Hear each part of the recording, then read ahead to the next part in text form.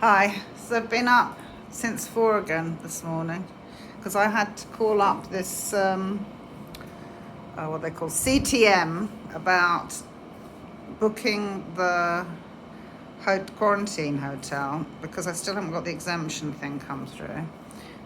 So I got up, I woke up at 4, but I actually phoned them at 5.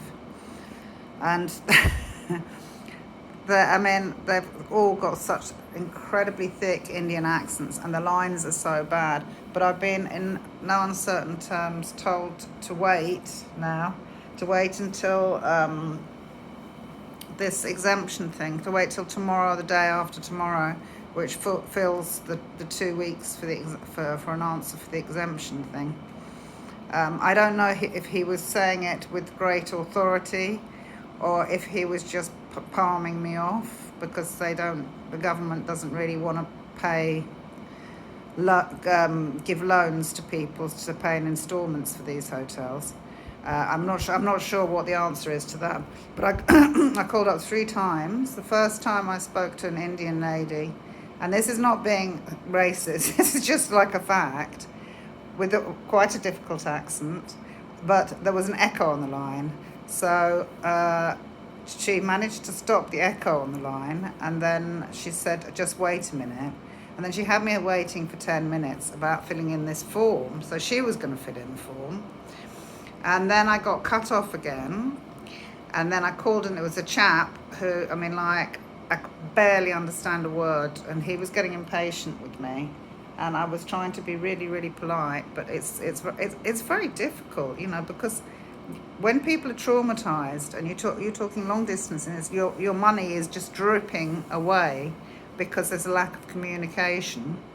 It's not the right time maybe to have somebody on the phones who has a really heavy accent. It's just not, and the lines are just so bad.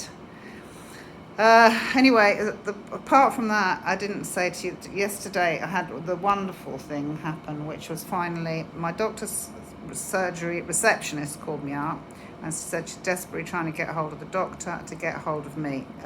So I should wait by the phone. Well, nothing happened yesterday, so let's hope something happens today.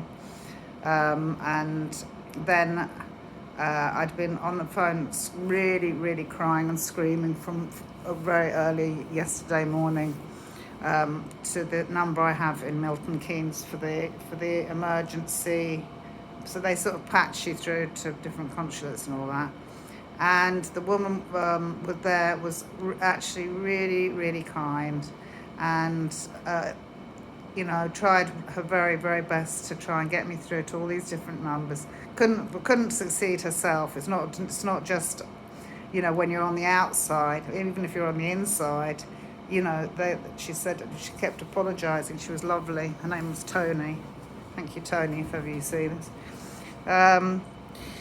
So I'm looking at my notes here. Yeah, and then something must have happened from that, because I got a wonderful phone call from a lovely lady, Graciela Peña, the consul here. I think she's actually for Cancun, but she's representing from Mexico City as well. I'm not sure how all that works. But she has been an angel, really, really helpful. Really, really concerned, giving me her number and everything. Just literally what the doctor ordered. Shame my actual doctor didn't call me back. That would have made a really good day yesterday.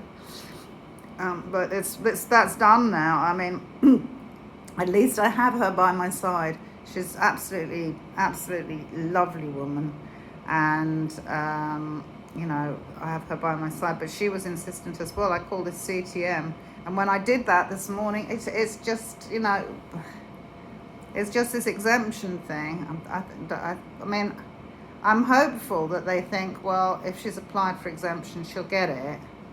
I don't know. I just don't know how much the guy really understood English, or if, this is a problem. And this is a problem that I had because I explained that I'd called the Mexican embassy 5 days ago, and the woman had started filling out the form, but he was kind of impatient with me, and he said, oh, well, it'll come through then. I said, well, has anything come through? Does it come through to you?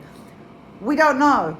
This is like down the rabbit hole of hell with just no escape at all. I don't know who's in contact with whom and what's happening, and because when you're calling up certain places, they're just like, it's not terribly helpful, or they just don't know what they're doing, or they just don't speak very good English and have really heavy accents, and or the phone line's just dreadful for all of these things. I mean, I don't bloody know.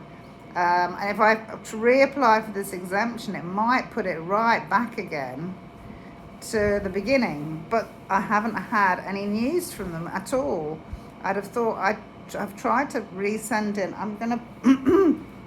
I've tried to resend in these